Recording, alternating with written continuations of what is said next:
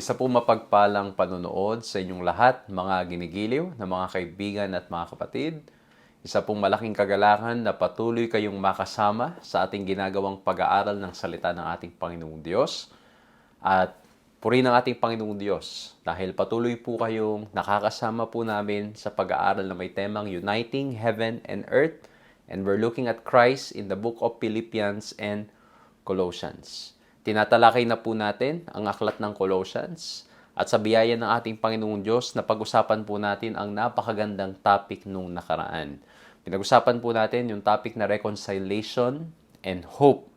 Doon po, tinignan po natin ang 3 points natin. We look at the word initiative and emphasizing on the initiative of God to reach out to us. We look at the word instrument na kung saan tayo na nakaranas ng biyaya at pagmamahal ng ating Panginoong Diyos will also be His instrument for reconciliation and hope sa mga tao sa ating paligid. And we look at the increase na kung saan we emphasize na tayo ay lumalago, nag-i-improve, nagde-develop, nagmamature sa ating pong paglakad sa pananampalataya. Nagmamature at sa biyaya ng ating Panginoong Diyos ay patuloy na nagiging tulad ng ating Panginoong Jesucristo. Pinag-usapan natin yung concept ng imputed and imparted righteousness.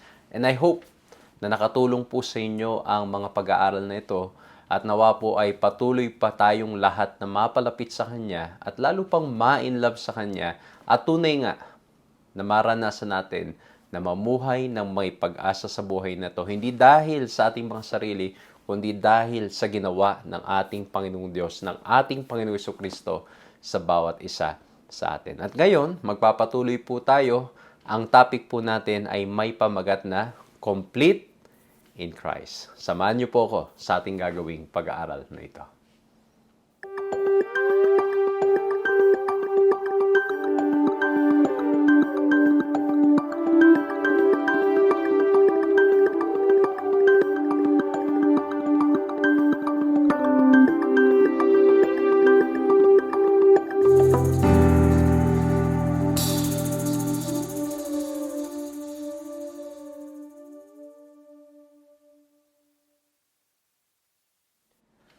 Ako po si Pastor John Alexis Mercado at patuloy po kayong sumusubaybay sa paglilingkod na pinagkakalob po sa inyo ng 3 Points Ministries at ito rin naman ay napapanood po natin sa Hope Channel.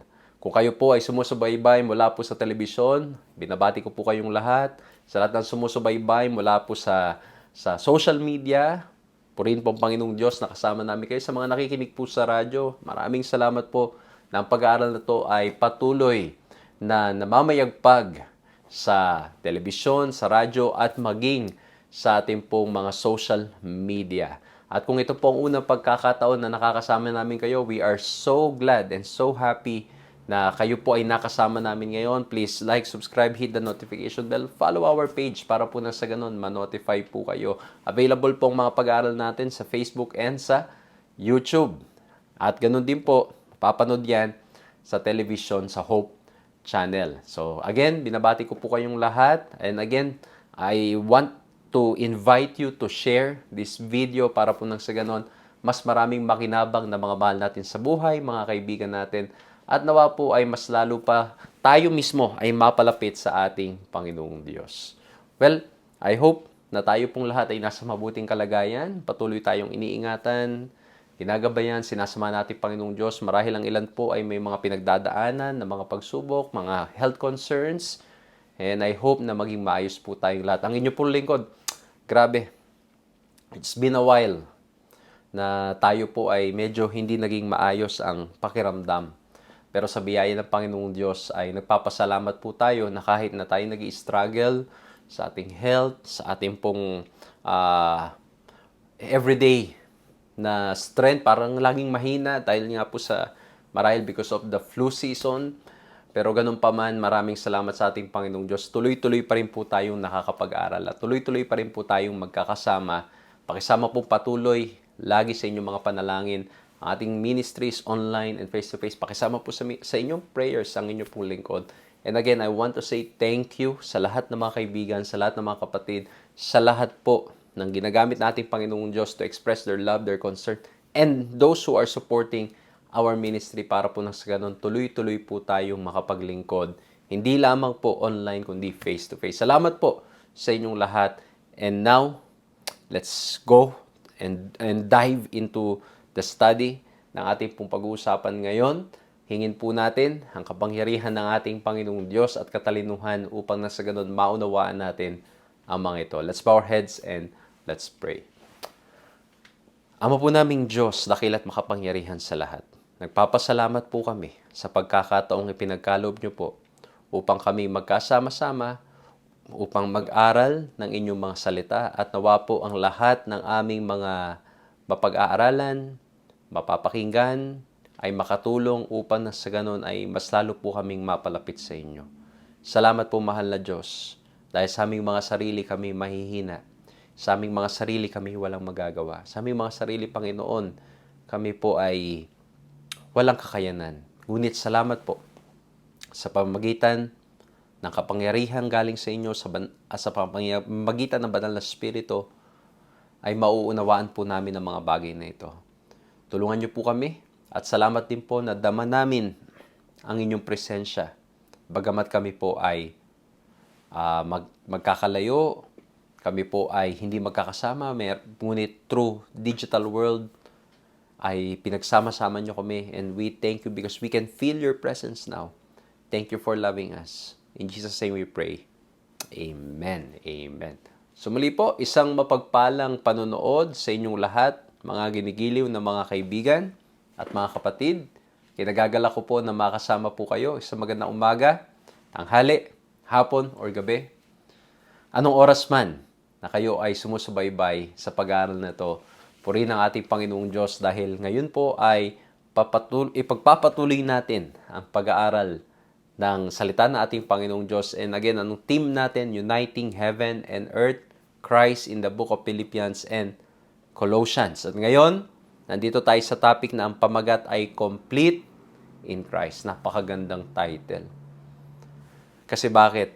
Most of the time, we find our completeness or wholeness sa ibang mga bagay. We find completeness, maybe sa achievements, maybe sa mga na-attain natin o mga resources that we have. We find fulfillment and completeness sa relationships or whatever na meron po dito sa sanlibutan ito.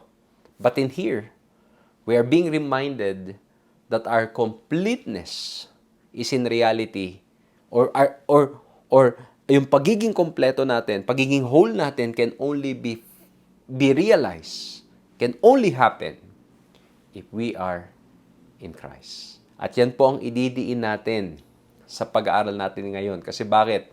Dito po sa aklat ng Colossians, ang sitwasyon, kung kaya sumulat si Pablo sa kanila, because they are trying to find completeness, fulfillment, satisfaction in other things. Para bang ang dating ay hindi pa sapat ang sakripisyo ng ating Panginoon Jesucristo. Kaya po itong pag-aaralan natin ngayon, nawa po ay mabless kayo dito at makinabang po kayo. Ang key text natin can be found in Colossians 2:16 to 17. So let no one judge you in food or in drink, or regarding a festival or a new moon or Sabbaths, which are a shadow of things to come, but the substance is of Christ. Mas ipapaliwanag po natin yan as we go along ng ating pag-aaral. Titingnan natin yan, I guess, in our third point. Anong ibig sabihin ng text na yan? Kasi madalas na ginagamit po yung text na yan na para bang ang dating ay wala na. Hindi na applicable. Hindi na dapat sinusunod yung fourth commandment na Sabbath day. Pero hindi po. Didiscuss natin yan. Papaliwanag natin yan. Para po na sa ganun ay hopefully mas maging malinaw sa atin. At ano ba ang pinopoint ni Pablo dito? Well, I guess sa title pa lang malinaw na. We are complete in Christ. Okay? So as usual, I will be sharing with you 3 points. Nawa po maging madaling paraan para maunawaan, para maalala, para ma-share sa mga kaibigan at sa mga mahal sa buhay. I hope na magiging blessing sa inyo itong pag-aaralan natin ngayon, and I hope na ma-share natin ito. At kung kayo naman ay nanonood sa social media, pakisulat ninyo, type nyo dyan para mabasa ng iba. Kasi marami po sa ating mga nagko-comment, maraming nanonood. Praise the Lord po, maraming salamat po. Isulat ninyo yung inyong mga comments para po nang sa ganon, o yung natutunan ninyo, para nang sa ganon mabasa ng iba at maging blessing sa iba. Kung kayo naman ay nasa television, ay isulat ninyo para pag meron kayong mga na-meet o kaya may pag-uusap, may gathering na ito yung topic, you have something to share. Kasi ito po ay, again, I'll be giving a practical, a simple way of discussing the lesson, discussing this topic, complete in Christ, at nawa po ay maging kapakinabangan sa inyong lahat. And ang aking invitation, patuloy kayong bumalik sa salita ng ating Panginoong Diyos. Patuloy niyong aralin ang kanyang mga salita. Kasi dun natin matatagpuan ang ating ang pag-asa. Sa pagbabasa ng salita ng ating Panginoong Diyos, ito po babanggitin ko yung mga text, babasahin natin. Pero I still invite you to go back to the Word of God. Balik tayo. Kasi hindi sapat na nababasa nyo lang sa salita. Kayo mismo, binabasa ninyo ang salita ng ating Panginoong Diyos. Okay, so let's go to our first point. Ang first point natin ay encounter. The first letter E, encounter. Bakit encounter? Well, for us to be complete in Christ, we need to encounter Christ. Amen? Ang sabi po sa Colossians 2:2-3, that their hearts may be encouraged, being knit together in love, and attaining to all riches of the full assurance of understanding, to the knowledge of the mystery of God, both of the Father and of Christ, in whom are hidden all treasures of wisdom and knowledge. Ayan ang sabi diyan, sa ating Panginoong Jesucristo, hidden all the treasures and wisdom and knowledge. Saka, ang ganda po dito kasi again, Paul is writing his desire, his want for the Christians in Colossae, kung ano yung gusto niya mangyari para sa kanila. Pero dito po, ang gusto kong i-emphasize muna yung sa dulo na Ang sabi dun, sa ating Panginoong Jesucristo, nandoon yung lahat ng kayamanan, ng karunungan at ng kaalaman. Ang ganda nito kasi para bang sinasagot yung katanungan sa aklat ng Job na ang sabi sa Job 28 verse 12, where can we find, or where can wisdom be found? And where is the place of understanding? At ang sagot, pag pupunta natin sa Colossians, walang iba kundi nasa ating Panginoong Hesukristo. Especially in this world where we're looking for answers. O di ba dumating marahil kayo once in your life, or maybe some now, may mga ilan na mga nanonood ngayon, you're trying to look for answers. Answers for questions like, why did it happen? Answers for questions like, until when? Answers or answers to questions like, how will I be able to do this, face this, overcome this? At marami pang mga katanungan na marahil ay dumarating sa ating mga buhay. Kumbaga, ang sinasabi dito ni Paul, ang lahat ng karunungan, ang lahat ng katalinuhan, ang lahat ng kaalaman, matatagpuan, walang iba kundi sa ating Panginoong Hesukristo. And that's why it's important for us to encounter Him. Ngayon, di ba ngayon, ang style ay pag meron kang mga katanungan, anong ginagawa po ninyo? Di ba, pumupunta ka na lang ngayon sa internet. Pumupunta ka na lang, nanonood ka ng mga videos, hoping na makuha yung kasagutan. Alam nyo, minsan, medyo blessing, Blessing na may mga easy fix ngayon, na mga solusyon sa mga problema, ang mga, let's say, mga kagamitan, sa mga, let's say, minsan may tanong sa assignment mo, minsan napakadali. Pero it's also not good to rely sa technology when it comes to answering some questions. Kasi bakit? Pag minsan, if you are so, tulad po niyan, alam nyo, nile-lecture ko po, we are blessed with AI. Yung generation ngayon, it's a blessing na may AI, nakakatulong siya. Pero ang nangyayari din, based on studies, it's also not good kasi yung iba, they rely too much sa AI. Hindi na nila dino-double check yung information. Hindi na nila pinag-aaralang mabuti. Kung ano yung sinasabi doon, pinapakinggan na lang nila. At minsan, yung mga nakasulat doon ay hindi sang-ayon sa kung ano ang sinasabi ng salita ng ating Panginoong Diyos. At ganun din pag minsan. Again, sabi ko nga po, blessing, nakakatulong for us to have information. Pero, ewan ko, eto, umamin kayo. Naranasan nyo na ba? May nararamdaman kayo sa katawan. Ayan meron kayong sakit. Masakit, let's say, masakit ang ulo ninyo, masakit ang mata ninyo, masakit ang tenga ninyo, masakit ang balikat ninyo, masakit ang tuhod ninyo. Naranasan nyo na ba? I-search sa internet yung sagot. At pagkatapos, sinearch din nyo. Pag-search din nyo, nako, ang lumabas doon, meron ka ng malalang sakit. Ano nangyari sa inyo? Nag-alala na kayo. Nag-worry na kayo.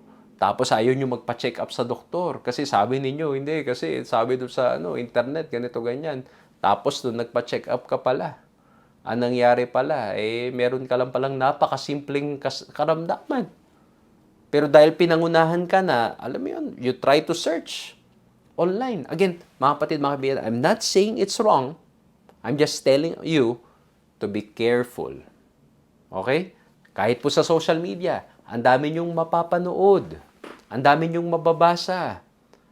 Minsan, mga magagandang paliwanag. Minsan po, mga magagaling magsusulat. Minsan po, ang nangyayari ay iba talaga. Kumbaga, it's getting a lot of attention. But it doesn't mean that it's the right thing. It doesn't mean that it's the truth.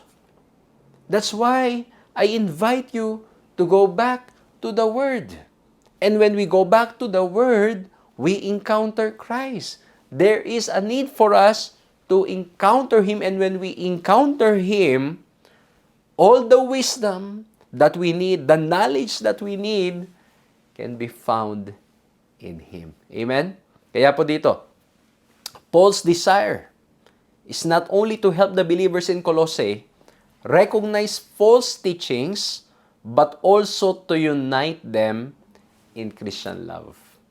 At ang sabi niya, para mangyari yon, you need to go and encounter Christ who is the source of all wisdom. Kaya sabi niya sa verse 4 and verse 5, Now this I say, lest anyone should deceive you with persuasive words. For though I am absent in the flesh, yet I am with you in spirit, rejoicing to see your good order and the steadfastness of your faith in Christ. So dito po tingnan nyo pagdating sa verse 4, winawarningan niya na baka kayo ay madaya. At marami talaga sa sanlibutan ngayon na mandaraya. Kaya maganda yan, no? Pwede nating i-emphasize pa yan sa second point natin. Pero ang gusto kong i-point, it's important to encounter Christ.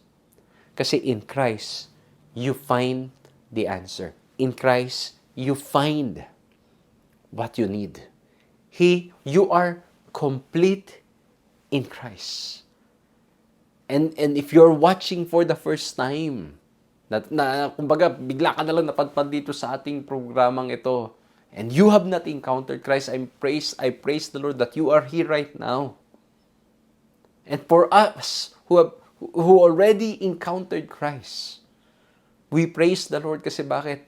All of us can really declare and say na tunay nga na sa ating Panginoon Jesucristo naroon ang mga kasagutan.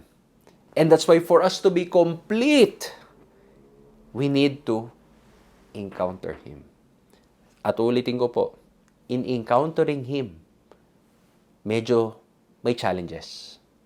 Kasi Satan will try his best to give us all other ways and solution para nang sa ganun makomplete tayo. Na in reality, it will lead us to our destruction. Kaya sabi ni Pablo, mag-ingat kayo. Kasi may mga ilan ay persuasive ang kanilang mga words. You might be deceived. And so he said, you need to be very careful. You need to be watchful. Kasi kung hindi, baka hindi natin ma-encounter ang ating Panginoong Jesucristo. And of course, dito mga kapatid, ang kausap niya ay yung mga na-encounter ng ating Panginoon Jesucristo. And Paul is truly grateful and blessed for these people who encountered Christ. At ang sabi niya pa doon, masaya daw, sabi ni Pablo, masaya ako na you have good order. Yung order, mga kapatid, it shows, that there is a structure. Kasi bakit po? It helps in fighting or in recognizing false teachers.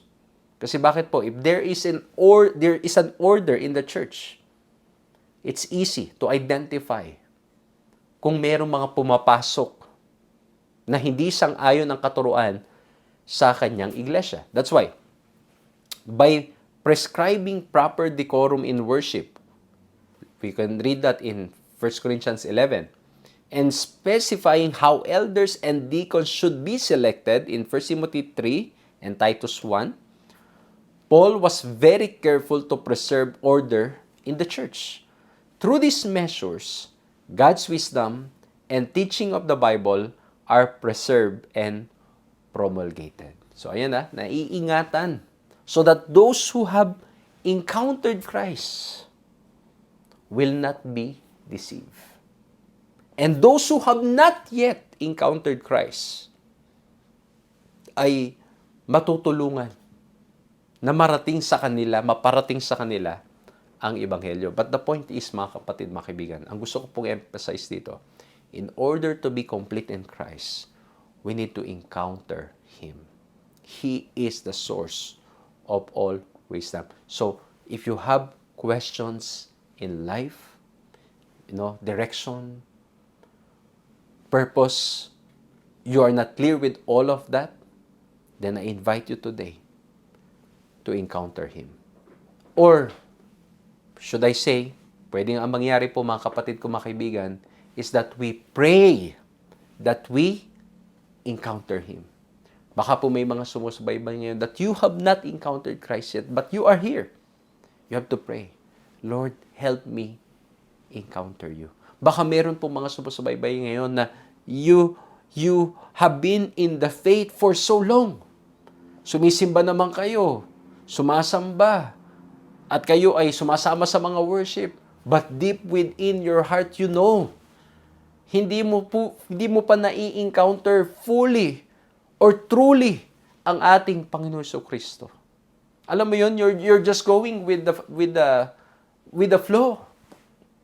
Ginagawa mo lang for the sake of formality dahil nakasanayan mo sa magulang mo o dahil nandyan yung mga kaibigan mo. But you know, deep within, there's no true encounter with Christ. It's Christ who can help you to be complete. And so, pray that you and I, all of us, should encounter Him. Ito yung kailangan nating maranasan. And that's why sa verse 2 to 5, we can see how Paul is reminding the people in Colossae that it's with the Lord that all the answers can be found. He's the source of all wisdom, and how important it is not to be deceived by false teachers. And that order and steadfastness sa ating pananampalataya ay makapagpatuloy. Ano po? So, dapat magpatuloy sa pananampalataya, which leads me to the second point. Ito pong mga points ko, mga kapatid, mga kaibigan, is nagpo-progress. Okay? Kumbaga, makikita ninyo, first is an encounter. That's why, again, I want to emphasize, the importance of encountering Him. Just how the disciples encountered Christ. Just how Paul encountered Christ in the road, in the Damascus Road. Okay? Just how yung Samaritan woman was able to encounter Christ. But that's not enough. Aside from encountering Him, we need to experience Him. Okay? Pag sinabi ko ng experience Him, kumbaga, ang mangyari dito, mga kapatid, mga kaibigan, hindi lang experience Him once. Kasi parang encounter na lang rin yun. Okay? But experience Him daily. At pag sinabi nating experience, it means sa everyday ng buhay natin, ang gusto ko pong emphasize dito sa point ko, sa everyday ng buhay natin, nararanasan natin. Nararanasan natin siya. Lumalago tayo sa ating pananampalataya sa Kanya. Kaya sabi dito sa verse 6, tingnan nyo as you therefore have received Christ Jesus the Lord, or in other words, so as you have encountered Jesus Christ the Lord and received Him, so walk in Him. It should be a daily experience, rooted and built up in Him and established in the faith as you have been taught, abounding in it with thanksgiving. Ang ganda nito. Alam nyo ba na pag sinabi sa Bible na walk, ibig sabihin yan, it's a way of life. Hindi yan yung lalakad ka lang na, then after that, it's done. No. It's a way of life. It's a continuous process. It's a daily experience. At ang sabi pa doon, yung word na rooted and build up in Him and established in the faith. Ibig sabihin, mga kapatid, mga kaibigan, not only that we should encounter Him, but we need to experience Him daily and to the point that we will be rooted, inugatan ng malalim. Kasi bakit? Para kung bumagyo, ano man ang sakuna, ano man ang dumating, mananatili tayong nakatayo sa Kanya. Kaya po ito ang ganda. In Colossians 2:7, Paul employs a common biblical metaphor that likens Christians to plants. We become rooted in Christ by accepting Him as our Savior and ordering our life according to His Word. That is how we become established in the faith. Ano po? So, ayan po, no? Kaya, praise the Lord. We are being reminded to be rooted, build up in Him. At ang ibig sabihin nun, magpakalalim tayo, mag-spend time tayo sa pag-aaral, sa pagbabasa ng salita ng ating Panginoong Diyos. Ayan. Minsan, pati lesson, nandyan na nga, pati paliwanag, hindi pa rin nababasa. Sad to say, minsan po may mga na-encounter ako, sabi nila, Pastor, ang ganda ng lesson. Hindi ko na tuloy binasa. Huwag naman. Hindi yun ang purpose. Kaya po tayo may lesson, para nang sa ganon, itong lesson review na ginagawa po natin, at marami pang iba na gumagawa ng lesson review, and praise the Lord, no? Kasi ang dami nating matututunan by listening to many of these people who shares. Pero, ang intention, dapat ay para nang sa ganun, ma-encourage tayo mismo na mabasa at mapag-aralan ang salita ng ating Panginoong Diyos. Ano po? So, we need to really go to His words. We need to really go back to studying the Scripture. Alam niyo, yan yung basic, pero madalas yan ang hindi nagagawa at yan madalas ang nalilimutan. And so we need to go back to the Word of God. Mga kapatid ko, mga kaibigan ko. How can we experience Him? Daily? By going to His Word. But not only reading, but by also walking in Him. Ibig sabihin, kung ano yung nabasa natin, isa sa buhay natin. And again, sa ating mga sarili, hindi natin kaya, mahihina tayo. And that's why we need to ask the strength that comes from the Lord because He promised through His strength, we will be able to do it. Kaya sabi ni Pablo, I can do all things through Christ who strengthens me. Go back, mga kapatid ko, mga kaibigan ko. Tapos ko itutuloy natin. Colossians 2:8-10, beware lest anyone cheat you through philosophy and empty deceit, according to the tradition of men, according to the basic principles of the world, and not according to Christ. For in Him dwells all the fullness of the Godhead bodily, and you are complete in Him who is the head of all principality and power. So ano pong sabi dito? Ang sabi po dito, again, binabalik na naman tayo. Mag-ingat tayo. We need to encounter Him, and then as we encounter Him, we need to experience Him daily by spending time studying His Word, by applying, by praying to the Lord to give us the strength na maisabuhay yung ating mga pinag-aaralan. And at the same time, He's telling us, be careful with philosophy, empty deceit, mga tradition ng mga tao. Ayan, yung mga nakasanayan. Hindi porkit nakasanayan, lagi nang ginagawa ng karamihan, ayun na ang dapat nating gawin. We need to follow what the Word of God tells us. Kung ano ang sinasabi ng salita ng ating Panginoong Diyos. At ang sabi dito, napakaganda, you are complete in Him, who is the head of all principality and power. Our completeness can only happen in Christ. Whatever you think that will make you happy in this life, it will make you happy, to be honest, temporarily. But true joy, true fulfillment, complete happiness and joy only comes from Christ.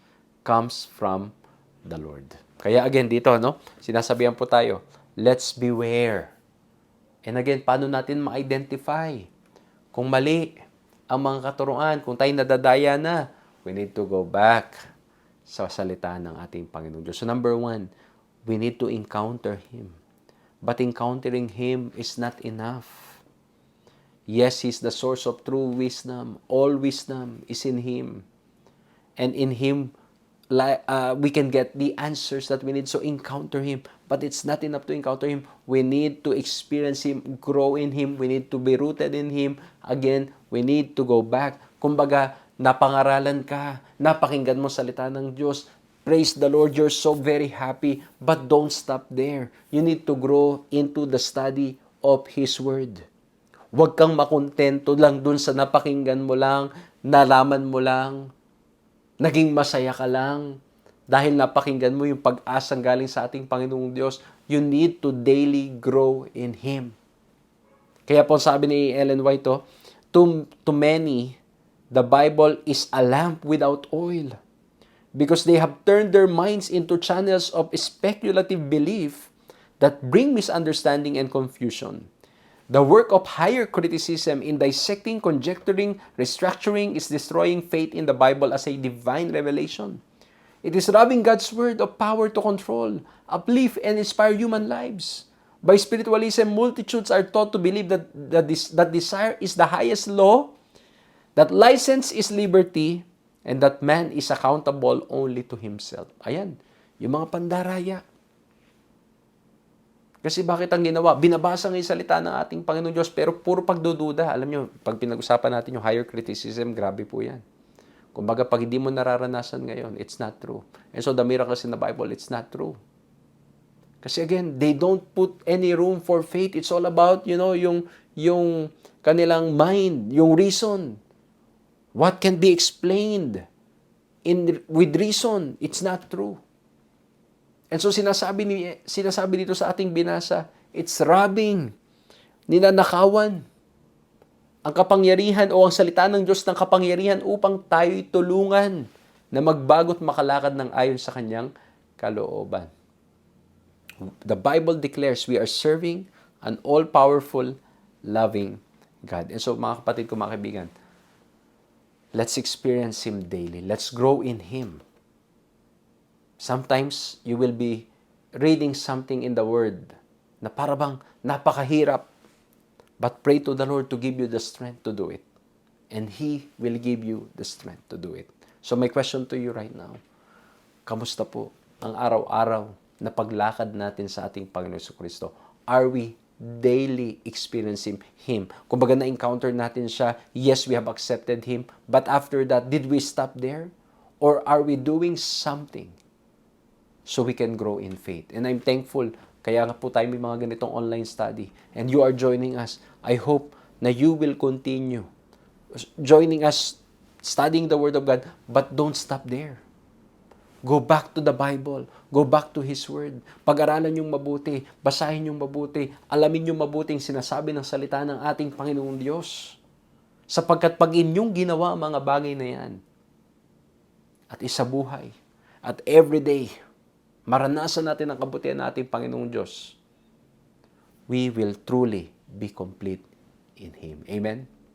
Kaya kung ano man pagsubok ang dumating, when we are rooted in Him, hindi tayo basta-basta babagsak. Hindi tayo basta-basta manghihina. Kasi bakit? Alam natin that we are serving an all-powerful, mighty God. Amen? Ang third point po natin, punta tayo sa pangatlo. Ang third point natin, ang last natin, of course, in order for us to be complete in Christ, let's encounter Him. Let's experience Him. And of course, again, sabi ko nga, connected ito. And when we have experienced Him, we will exalt Him. Exalt Him in a sense na sa buhay natin, ang maitatanyag, ang maihahayag, walang iba kundi ang ating Panginoon Jesucristo. At titingnan natin itong mga text na to, yung mga sunod. Kasi bakit? Dito po makikita ninyo how Paul is telling them to exalt Christ in everything. Makikita rin po natin na si Pablo mismo, he's exalting Christ in his advice to the Colossae, to the people at Colossae, to the Christians in Colossae. Sabi niya sa Colossians 2:11-14, medyo mahaba po ito, but basahin natin mabuti. In Him, you were also circumcised with a circumcision made without hands, by putting off the body of the sin of the flesh, by the circumcision of Christ, buried with Him in baptism, in which you also were raised with Him through faith in the working of God, who raised Him from the dead. And you being dead in your trespasses and the uncircumcision of your flesh, He has made alive together with Him, having forgiven you all trespasses, having wiped out the handwriting of requirements that was against us, which was contrary to us. Ayan na, may mga binanggit siya dyan ng mga words na, at madalas, ang medyo may katanungan ay yung sa verse 14. Ang sabi doon yung handwriting of requirements, or in other translation, handwriting of ordinances. Ano daw ba yan? Well, may mga iba-iba po na mga pananaw dito. Ang isa, yun nga, yung, ang sabi, talaan ng utang, talaan, no? Sulat, kumbaga records. And then yung isa, it refers to the ceremonial law. Pero maganda, pag-aralang mabuti, pasayang mabuti, kasi when we look at the context, it seems to imply that it's referring to the ceremonial laws. Kasi bakit? Tignan nyo po ha, pagdating po dito sa verse 11 na binasa po natin, it's mentioning about the circumcision in Christ. Kasi bakit?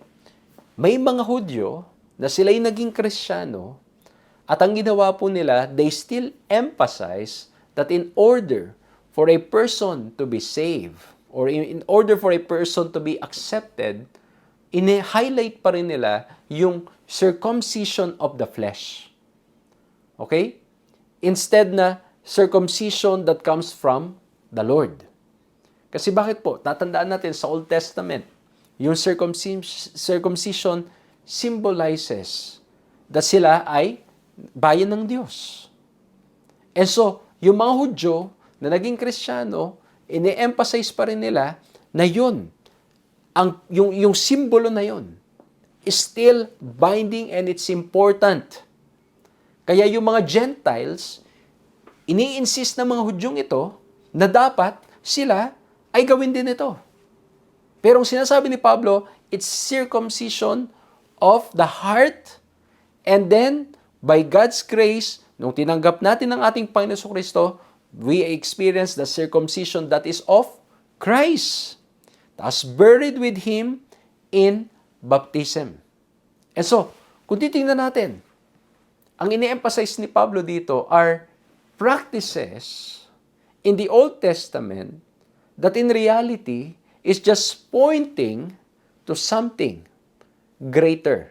Ang problema lang, nag-stick na lamang sila doon sa simbolo ng before, and they carried it into Christianity, at ang mindset, in order for you to experience salvation, maging part ka ng body of Christ, you still need to do those symbols. Okay? Kaya po dito, the word ordinances in Colossians 2:14 refers to legal decrees, whether secular or ecclesiastical. These Greek words only other occurrence in Paul's writing refers to ceremonial law, which form a wall of separation between Jews and Gentiles in Ephesians 2:14-15. Meron po akong series sa Ephesians, ang ganda niyan. Yung sa Ephesians 2:14-15, sinasabi ni Pablo doon, yung ceremonial law na itinataas masyado ng mga Kristiyanong Hudyo, naging wall of separation para doon sa mga Kristiyanong Hentil. Kasi nangyari, in-emphasize ng mga Kristiyanong Hudyo, hindi, mahalaga pa rin to, kailangan pa rin gawin ito. Hindi kayo kumpleto in Christ if you don't do this. Okay? Again, ang pinag-uusapan natin dito, ceremonial law. Okay? Yung mga batas o mga practices that in reality was just simply pointing them to the Messiah or pointing them to something greater, important, or symbols that helps them to understand the will of God. Pero ang nangyari, masyadong pinanghawakan, at ang nangyari po, yun na ang naging isipan nila na basis ng kaligtasan. Okay? So I hope na nagiging clear po ito. We're trying to make this simple, ano? Kasi in reality, marami pong pwedeng i-discuss dito. So, again, kung titingnan natin, so, most likely, in Colossians 2:14, it's referring the ordinances here, pag tinignan pa natin sa Greek word, it's referring to the ceremonial laws. Okay? At kasama doon, mga kapatid ko, mga kaibigan ko, yung circumcision, because it's a symbol ng kanilang pagiging bayan ng Diyos, that they are part of God's people. Kaya nga si Pablo, mababasa nyo many times. And even in some passages in the Old Testament, it's the circumcision of the heart that matters. At kung itutuloy pa natin, sa Colossians 2:16-17, so can you see how Paul is exalting Christ? Na sa ating mga ginagawa, He should be lifted up. Ang sabi pa sa Colossians 2:16-17, so let no one judge you in food or in drink or regarding a festival or a new moon or Sabbaths, which are a shadow of things to come, but the substance is of Christ. Ito, yung sinasabi ko kanina. Na ginagamit ng karamihan na ang dating, wala na yung Sabbath. Shadow na siya eh. Substance na ay si Christ. Pero magandang pag-usapan to. Kasi nga naman, minention yung food or drink. Ano yun? Ibig sabihin, hindi na tayo kakain. Ang interpretation naman ng iba dyan, wala na daw yung batas ng marumi at malinis na pagkain o marumi at malinis na hayop. Lahat daw pwede nang kainin. Sabi nila dito sa text na to.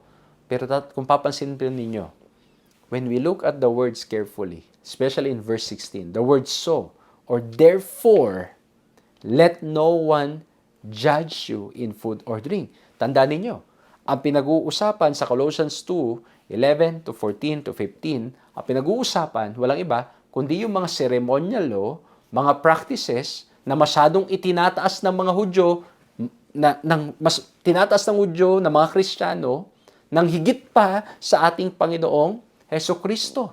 And then, he continued his advice or his writing to the people, to the Christians in Colossae, in verse 16, ang sabi niya, therefore, let no one judge you in food or drink. Ibig sabihin, yung thought is continuous. He was talking about ceremonial law, and then he continued, therefore.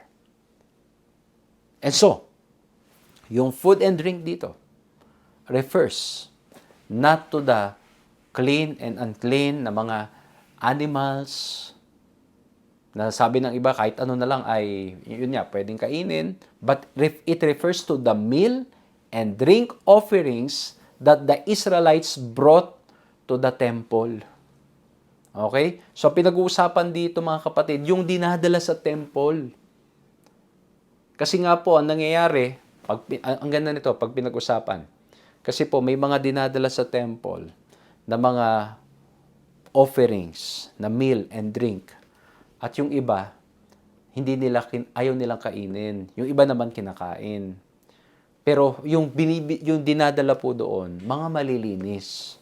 Ibig ko po sabihin na malilinis, yun yung mga pwede talagang makain na sinasabi sa banal na kasulatan. Hindi pinag-uusapan dito yung mga unclean na mga animals.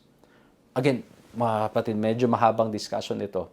Pero ang point dito, ang sinasabi ni Pablo, huwag ninyong husgahan yung mga kasama ninyo na hindi makakain o hindi mainom yung mga bagay na hinandog.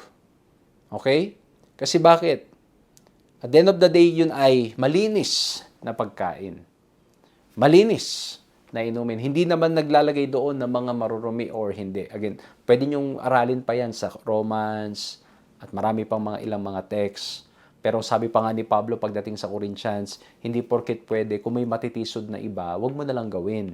Pero sinasabi ngayon ni Pablo dito, kumbaga to get his full perspective, wag nating husgahan ang isa't isa. At hindi lang yun. Hindi porket yung isa ay ganito ang practice, ibig sabihin ay mas ano na siya. Again, mga kapatid ha, I'm talking about the ceremonial laws. Okay? Iba yung moral law, which is the Ten Commandments. I'm talking about the ceremonial law. Dito, yung food or drink. Again, it's important to obey, sumunod sa kalooban ng ating Panginoong Diyos. Pero sinasabi ni Pablo dito, yung iba, they are emphasizing so much on the symbols and the ceremonial law na ang nangyari, naguhusgahan sila sa isa't isa. Eh so sabi ni Paul, don't judge each other. And in reality, pag in-apply din natin, minsan din ang nangyari, tiniisip natin na yung mga pagsunod natin ay nakakadagdag point sa kaligtasan. In reality, no. Pero ang pagsunod natin nagpapakita kung tayo ba'y tunay na may pananampalataya. Tapos ito, tuloy natin. The specification of a festival or a new moon or Sabbaths. Ayan na, sabi nila yung Sabbath yan, yung 7-day Sabbath. Sa Colossians 2:16, apparently alludes to Hosea 2:11, where the same sequence of ceremonial days are referred to, which includes ceremonial Sabbaths. Na mababasa natin sa Leviticus 23:11, 24, and 32. So meron din po, mga kaibigan ko, mga kapatid ko, na tinatawag na ceremonial Sabbath, which is different with the moral law, the fourth commandment sa 10 commandments na Sabbath. Okay? Kaya, minsan, pag naririnig yung Sabbath, ang isip nila, it's only the fourth commandment na nasa moral law. Meron din po sa ceremonial law na tinatawag na Sabbath. Kaya nga po, ang ganda pag-usapan yan kasi meron po mga terminologies na my Sabbaths, your Sabbaths, na mababasa kayo sa Bible. It's a good study. We will not be able to fully explain here, pero ang gusto kong idiin dito, mga ginigilo na mga kaibigan, mga kapatid, ang sinasabi ni Pablo, we need to exalt Christ more than all these things. And in reality, even our obedience in the moral law, let's say, the Sabbath, yung mga pagkain na ine-emphasize natin, kapag yan ang masyado nating idiniin, at ang feeling natin, dahil ginagawa natin yung mga bagay na yan, ay nakakadagdag tayo sa kaligtasang ginawa ng ating Panginoon Kristo, then we are committing a big mistake. Kasi bakit? We need to exalt Christ. It is Christ who saves us. Yung pagsunod natin ay bunga lamang ng ating pananampalataya. At kailanman hindi makapagdadagdag sa ating kaligtasan. Pero pag minsan na nangyayari sa atin, ine-emphasize natin ng sobra-sobra na ang nangyari hindi na si Kristo ang naitataas. Kumbaga, yung second coming, sobra nating pinupukol, pero nalimutan natin na i-emphasize, i-exalt yung Christ who is coming. Masyado nating ine-emphasize yung Sabbath, pero nalimutan natin yung Lord of the Sabbath. Masyado nating ine-emphasize yung mga bawal at hindi pwede na mga pagkain, pero hindi na natin na itataas ang ating Panginoon sa Kristo. Again, mga kapatid, this is me applying the lesson sa ating mga buhay. Ulitin ko po, ang context is ceremonial law, but I'm just trying to apply that it can also happen to us. Na dito ang issue yung mga Hudyo, they emphasize so much on yung Christians na mga Hudyo, they emphasize so much on the ceremonial laws. Pero tayo rin, posible rin mangyari sa atin. Na we emphasize so much on the law, including the moral law, but we miss Christ. Kaya, dito po, ang issue ay yung mga Kristiyanong Hudyo that they emphasize so much on the ceremonial law. Ang sabi ni Pablo, ito ay shadow lang ni Christ. At ang substance, ang pinakang nilalaman lahat niyan, ang ating Panginoong Hesukristo. So mga kapatid, ang issue, again, ceremonial law. But again, I'm just trying to apply. Posible rin mangyari sa atin. Emphasizing too much sa obedience. Again, don't get me wrong, obedience is important. But our obedience should be the result of our faith, of our encounter, our experience sa ating Panginoon Jesucristo. Sabi po dito, given that Paul was a Sabbath keeper, he clearly cannot be arguing for the cancellation of the 10 Commandments in Colossians 2:11 to 23. Thus, the handwriting of requirements in Colossians 2:14 nailed on the cross is not referring to the moral law. Instead, it may be a reference to the ceremonial law or a sort of death death certificate. Death certificate. Likewise, Colossians 2:16 is not discussing the weekly 7-day Sabbath. Instead, the text may refer to a ceremonial Sabbaths, the sacrifices offered during the Jewish festivals, or perhaps keeping the 7-day Sabbath for the wrong reasons. So again, we are reminded to always follow the Lord. Ito po, ang sabi sa Colossians 2:20-23. Therefore, if you died with Christ from the basic principles of the world, why, as though living in the world, do you subject yourselves to regulations? Do not touch, do not taste, do not handle, which all concerns things which perish with the using according to the commandments and doctrines of men. These things indeed have an appearance of wisdom in self-imposed religion, false humility, and neglect of the body, but are of no value against the indulgence of the flesh. So again, we are being reminded, mga ginigilo ko, mga kaibigan, mga kapatid, dito sa pinag-aaralan natin ngayon, don't follow the commandments of men. Don't focus too much sa mga bagay ng sanlibutan, sa kautusan ng sanlibutan, or mga practices na hindi sang-ayon sa kalooban ng ating Panginoong Diyos. Or mga practices that clearly sinabi na ito ay mga simbolo lamang sa ating Panginoon Kristo. Baka masyado tayo na-inlove doon sa symbol, hindi na natin nakita ang ating Panginoon Kristo. But again, it's also so easy to start looking at doing all these things as not only making oneself superior to those who don't, which is bad enough, but also perhaps even subtly as somehow being meritorious for salvation, a trap into which we don't want to step. Kasi baka ganun din naman. Baka yes, ang galing natin, alam natin i-discuss, yan, mga ceremonial law na yan, wala na yan, dapat hindi na yan, dapat ganito. Pero ang ginagawa naman natin, yung pagsunod naman natin sa moral law, sa mga talagang sinasabi ng Panginoon, ang ginagawa naman natin, binibilang natin na para bang dagdag sa ating kaligtasan. Mga kapatid, we are to exalt Christ. Your obedience, my obedience, is simply the result ng ating pananampalataya, ng pagmamahal ng ating Panginoon Kristo na ating naranasan. And so, yung actions natin has no bearing or no merit sa kaligtasan, but it is simply the result of our growing encounter experience. That's why we want to exalt Him in everything that we do. And I hope and pray, mga kapatid, mga bigan, na lalo pa natin siyang makilala. Maitas natin siya. Let's emphasize more sa ating Panginoon Kristo. And when we emphasize more of Christ, yung buhay natin is transformed the more we follow what He wants. We follow not because we want to add to what Christ already did. No, we follow simply because He loves us so much. Nawa po na-bless kayo. Again, ang 3 points po natin, encounter Him, experience Him, exalt Him, and by God's grace, we can be, or we are complete in Christ. Let's bow our heads and let's pray. Salamat po, Panginoon, sa aming napag-aralan. Salamat po sa mga paalala.